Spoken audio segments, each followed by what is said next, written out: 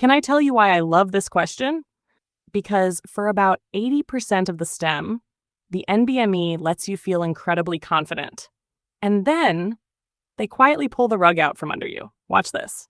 An 80-year-old man comes in with fever, a productive cough, shortness of breath, his white count is elevated, chest x-ray, a right upper lobe infiltrate, and honestly, you're probably already smiling a little.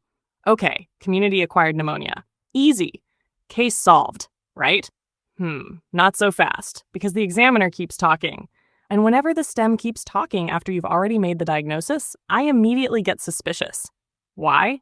Because they're usually not testing the diagnosis anymore. They're testing what you'll do next. So, let's keep reading. He has hypertension, coronary artery disease. Okay, nothing surprising. Then, almost hidden in the middle of the paragraph, he has an ascending aortic aneurysm. Wait, why do I need to know that? Is that causing his pneumonia? No. Is it causing the fever? No. So why is it even here? Here's something I've learned. The NBME almost never gives you a major diagnosis, just for decoration. If it's in the stem, it's there for a reason. Now look at the answer choices.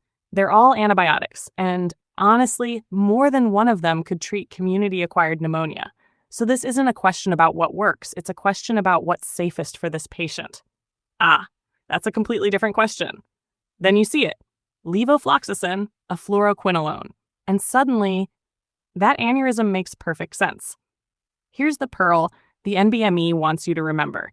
Fluoroquinolones increase matrix metalloproteinase activity, which leads to collagen breakdown. And collagen is one of the things helping hold the aortic wall together.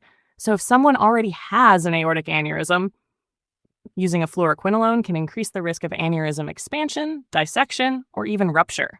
It's a small risk overall, but when the consequence is catastrophic, the safest choice is to avoid the drug whenever you can.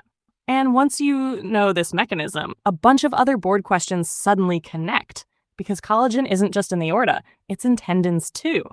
That's why fluoroquinolones are classically linked to Achilles tendon rupture. The same collagen story, just in a different organ. The NBME loves when one mechanism explains multiple side effects. And here's another pearl. This isn't just about patients who already have an aneurysm.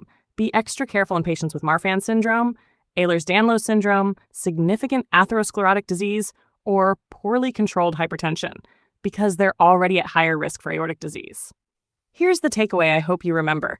Treat the infection, but never forget to treat the patient in front of you, because the best antibiotic isn't just the one that kills the bacteria,